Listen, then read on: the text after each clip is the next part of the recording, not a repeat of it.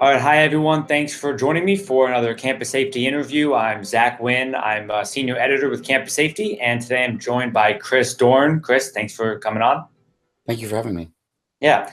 So Chris, you work for Safe Havens International. I thought it would be helpful if we started by just having you give a brief overview of what you guys do over at Safe Havens International.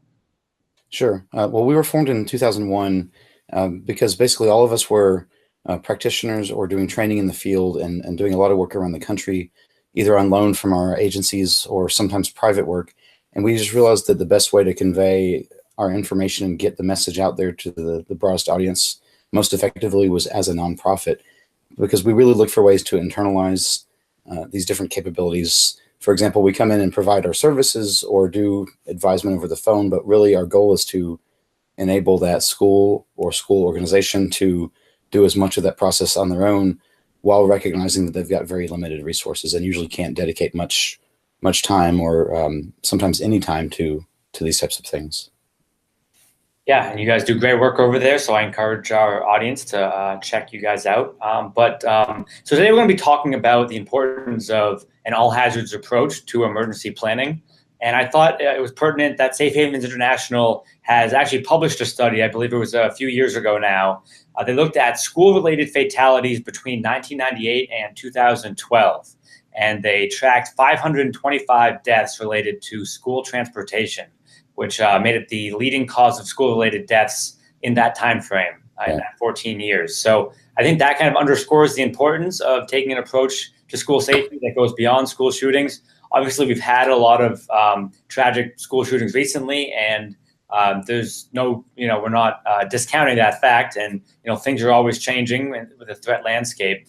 But I just thought that was a really, that number, 525 deaths from school-related transportation, really hit home for me. And I thought, Chris, it was a good opportunity to start the conversation about how important it is for school officials to be thinking about all the hazards and threats on their campus, not just the active shooter threat. That's right. And like you mentioned, active shooter is, of course, something we have to address. And many of the things that we do for active shooters are the same things that we need to do or can benefit other areas of preparedness. But the simple fact is that we know each year in schools we're going to have medical emergency deaths. We're going to have traffic-related deaths. Along the West Coast, places like Oregon, California, there is a massive earthquake risk. Oregon is going to have an earthquake, and so that is the biggest risk, and it's going to be the most catastrophic incident that's going to happen. But we can't spend all our time focusing on that either.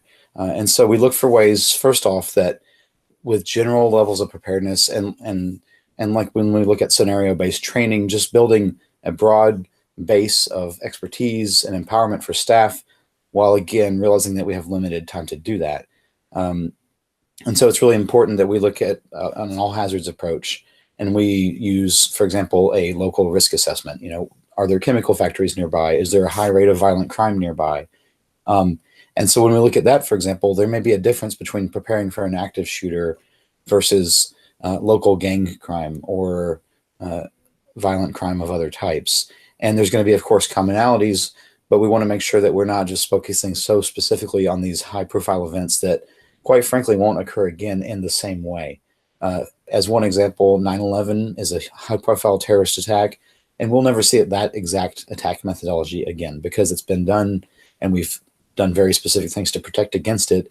And so in that same way, we can't focus too much on any one kind of attack to the detriment of other areas. Mm-hmm. Yeah, so you talked about kind of some general starting points for the risk assessments, but I'm wondering if you have any other advice for school officials trying to ensure that their emergency plans address, the broadest range of possible hazards and threats to their campus. Sure. So like I said, starting from kind of that local risk assessment approach and looking at the stats, not only locally, but then again, those national stats. So we know from the national stats, but also just hands-on. When we work in a school, we generally hear feedback from staff, administrative staff, district staff, that at some point at some place within the district, there are challenges with transportation safety, traffic safety deaths, traffic-related deaths, and those types of things. And so we want to look at the things that we know are going to happen. And then, of course, we do want to look at the bizarre incidents for a couple of reasons. One is they may happen. We might have the active shooter incident. We might have the terrorist attack. We might have, one of these really low likelihood events happen. But the other thing is using a variety of incidents in our planning process to evaluate, to use as a lens as we develop our plans. We can say, how would it affect us if this type of crisis happened or that? Using a wide variety of types of incidents and scenarios throughout that process helps us to become broader in our response, and so we can then respond to all kinds of different emergencies, the ones that we won't expect. So it's kind of a twofold. One is to address all those different types, but the other is kind of a training aspect of the more types of incidents we are prepared for, the better we are prepared for any one type of incident. Yeah, and you mentioned the medical emergencies being another hazard that maybe not overlooked, but not focused on enough when you look at the proportion of school-related fatalities. Can you talk about the importance of conducting medical emergency drills and the importance of triage training when schools are preparing for these mass casualty events? Sure. There's been a lot of focus over the past 10, 20 years since Columbine, particularly in our response. So we've looked at what went wrong in our response at Columbine, where we were basing it on that traditional response of maybe waiting for more officers to go in or waiting for more information. And that's evolved greatly over the last couple of decades. And we've seen a lot of advance with every major incident where we look at our tactics. Do we need to update our tactics and response tactics? And quite frankly, there's lots and lots of training and thought and time put into what's going to make up a few seconds or a few minutes of the incident. Most of these incidents are over within a very short period of time. Some do go on longer, but even then we're looking at a matter of hours. And so there's been so much focus on that aspect of things, when really the part that takes the longest, there's the mental health recovery, there's the financial and organizational recovery, but just simply the medical recovery that could take days, hours, weeks, whatever it may be, where we may see the death toll rise greatly if we haven't really addressed it in the onset. Looking at incidents like the Las Vegas shooting, where it wasn't just a mass casualty incident where there were dozens injured, but there were lots and lots and lots of people. It was overwhelming in any sense of any type of event that we've experienced similar. Other than these massive terrorist attacks, we're simply not used to seeing those levels of casualties from this type of incident.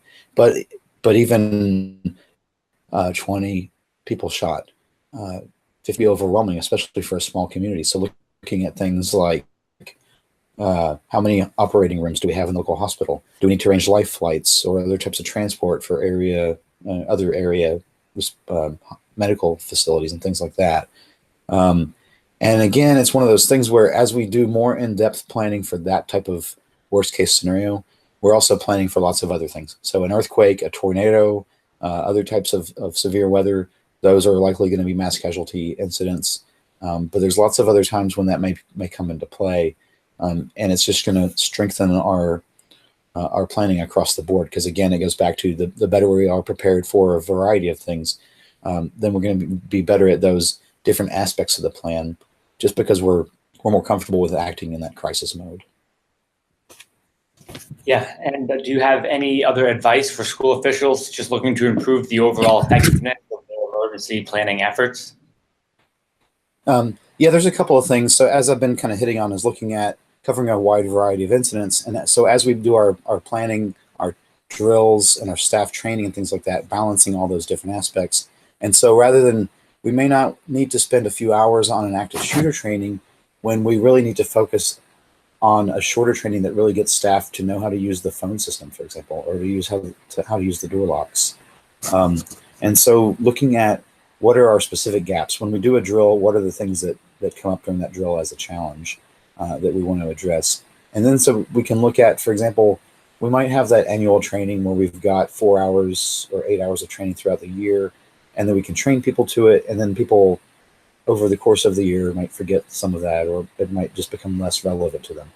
But if we do something like that in some form, even if it's shorter, but then along with every month or every week or every few weeks, we spend 5 minutes here or 5 minutes there, we can look at really increasing the amount of time that could add up to a few hours a year of additional staff training. But we can also look at increasing the breadth, where it's not something we think about once and we're all really concerned about it and talk about it, and also wonder why we're spending so much time on this when we've got better things to do, like curriculum or education or student management, and because there's so many challenges for educators.